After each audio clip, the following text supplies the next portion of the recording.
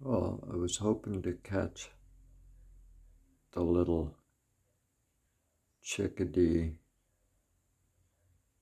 sparrow. It's not a chickadee, it's a little sparrow. It's got a nest built.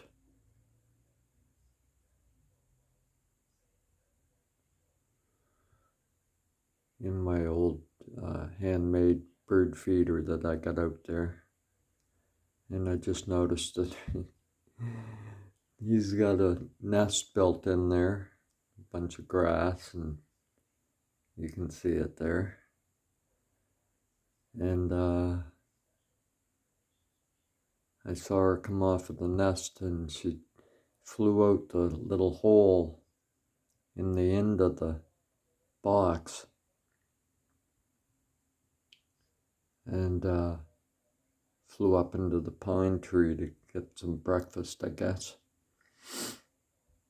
But she should be back if she's got eggs in there or she's got chicks in there. I think there might be some chicks in there. I'll have to go look later. But anyway, it's gonna thunder and lightning and rain. And they got a nice little nest there with a little tin roof. Keep them dry. Over and out.